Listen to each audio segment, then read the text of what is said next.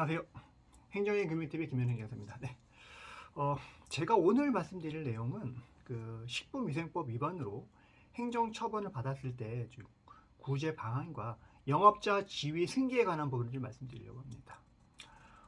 한 예로 그 홀덤펍 이런 데에서 도박 행위를 하다가 양도인이 도박 행위를 하고 적발이 됐고요. 그 이후에 양도 양수가 이제 이루어져서 양수인이 양도인의 그 도박 행위에 대한 행정적인 제재를 승계받아서 부당하게 이제 그 행정처분을 받는 그러한 사례들도 왕왕 발생하곤 합니다. 그래서 이런 부분들은 이제 그래서 그 식품위생법상 영업 양도 양수가 있을 때는 이렇게 행정처분 이력이 조금 잘 확인하셔야 되고요. 그리고 법적으로도 양도인은 최근 1년 이내에 행정처분을 받았던 이런 사실이나 이런 부분들을 분명하게 양수인에게 알려주셔야 됩니다. 알려주지 않은 부분에 대해서는 여러 가지 민사상 책임이 발생할 수 있는 부분이기 때문에 정확하게 전달해줘서 양수인이 불이익을 받지 않도록 이렇게 하셔야 되는 부분인 거고요. 이 영업자 이제 행정처분에 대한 승계는 어떻게 보면 대물적 행정처분에 관련된 부분이라서 양수인이 받았던 그런 여러 가지 받을 수 있었던 여러 가지 행정적인 제재가 양수인으로 넘어오는 부분이기 때문에 신중하게 양도 양수를 해야 된다라는 부분을 조금 말씀드리고 싶습니다. 법 규정을 조금 말씀을 드릴게요. 법에는 어떻게 규정이 되어 있냐면 영업자가 영업을 양도하거나 영업 법인이 합병되는 경우에는 이제 식품위생법에 이제 뭐 75조 1항하고 이런 규정들이 있거든요. 이런 규정들을 위반한 사유로 종전의 영업자에게 행한 행정처분 제재의 효과는 그 처분 기간이 끝난 날로부터 1년간 양수인이나 합병을 존속하는 법인에게 승계된다. 이 말입니다. 그러니까 행정처분이 끝났더라도 이런 효과는 넘어간다는 거예요. 1년이 이제 처분 기간이 끝난 날로부터 1년간 양수인이나 합병된 법원에게 존속을 한다. 다시 말하면 이 부분은 영업정지 가중에 대한 착수 문제가 됩니다. 그래서 전에 양도인이 1차 처분을 받았으면 그 처분을 다 받고 1년 이내에도 양수를 했으면 그 사람이 양수인이 이거에 또 같은 규정을 위반해서 했다면 그 양수인은 1차 처분이 아니라 2차 처분으로 처분을 받을 수 있다라는 부분들을 좀 숙지를 하셔야 됩니다. 그리고 행정처분 진행 중에 또 양수인이 이걸 또 양수를 했다면 그 행정처분 진행되는 거를 승계해서 연이어서 받을 수 있다라는 거를 꼭 기억을 하셔야 됩니다. 그래서 영업 양도 양수를 할 때는 전문 행정사들한테 조금 자문을 구해서 이게 식품위생법상 문제가 없는지를 꼼꼼하게 따져서 진행하시는 것이 굉장히 중요하다고 생각이 듭니다. 그리고 그 행정처분을 내가 받았다라고 하면 행정구제 방법에서 조금 말씀을 드릴게요.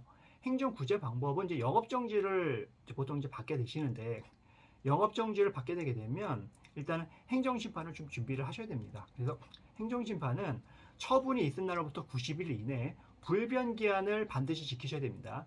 이 기간이 도과되게 되면 내가 법적으로 구제를 받을 수가 없습니다.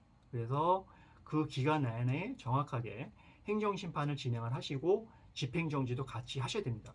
집행정지란 행정심판을 하시는 동안 해당 행정처분의 효력을 집행을 정지해서 안정적으로 행정심판을 하는 동안 내가 영업을 할 수 있는 그러한 제도라고 보시면 될 것 같습니다. 그래서 영업정지 같은 경우는 좀 같이 해야 된다. 근데 과징 같은 경우에는 집행정지 신청을 넣어도 잘 인용이 안 되는 부분이 있거든요. 그래서 영업정지는 대부분 이제 이용되는 부분이 많이 있기 때문에 집행정지를 같이 넣어서 행정심판을 하는 동안 집행정지로서 영업을 할 수 있도록 만들어준 것이 굉장히 중요하다라고 보시면 될 것 같습니다. 그래서 행정심판 통해서 이제 구제를 받고요. 만약에 이제 그 행정심판에서 구제를 잘 받으면 이제 행정기관에서는 그 결과에 대해서 불복을 할 수가 없습니다. 근데 행정소송 같은 경우에는 그 만약에 이제 그 민원인께서 승소를 하면 행정기관에서는 어쩔 수 없이 항소권을 행사해서 2심으로 넘어가서 항소를 할 수밖에 없습니다. 이제 그런 부분 잘 기억을 하셔서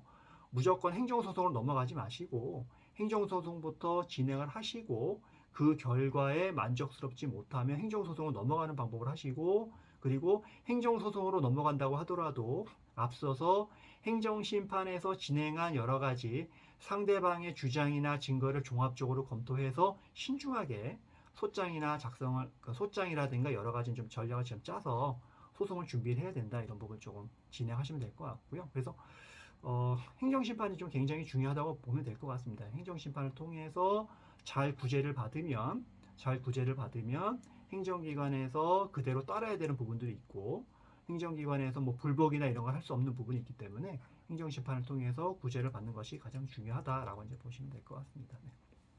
그래서 이제 행정구제 제도에서 좀 말씀을 드렸고요. 그래서 행정심판, 집행정지 같이 한 세트로 갖고 가시고, 그 다음에 행정심판 결과가 만족스럽지 못하면 그 변호사 사무실에 가셔가지고 변호사님들한테 제가 행정심판을 이렇게 진행을 했는데 이 결과에 만족스럽지 못했습니다 라고 말씀을 드리면 변호사님들이 그 내용을 또 기초해서 변호사님들 일하기 편하실 거예요. 왜냐하면 행정심판 청구서에 또 재결서에 모든 내용이 다 나와 있기 때문에 그 내용을 또 잘 정리할 수 있는 부분도 있고 하니까 변호사님들한테 좀 도움을 받아서 행정소송도 잘 준비할 수 있다, 이렇게 보시면 될 것 같습니다. 그래서 그 영업자 지위를 하실 때 반드시 좀 잘 검토하셔서 이렇게 부당하게 영업정지가 승계가 되거나 아니면 차수 문제 때문에 내가 1차 처분으로 끝날 수 있는 거를 가중처분해서 2차 처분으로 바로 넘어가는 그런 불이익을 받지 않도록 신중에 신중을 기해서 영업 양도 양수를 해야 된다라고 보시면 될 것 같습니다. 네, 그래서 오늘 식품위생법상 행정처분에 관련해서 양도 양수를 할 때 조금 신중하게 조금 해야 된다는 부분을 좀 말씀드리고 싶었고요.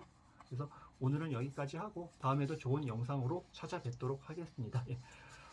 마지막으로 좋아요, 구독 부탁드리고요. 궁금한 사항 있으시면 밑에 전화번호가 있으니까 언제든지 연락 주시기 바랍니다. 네, 오늘 여기까지 하겠습니다. 감사합니다.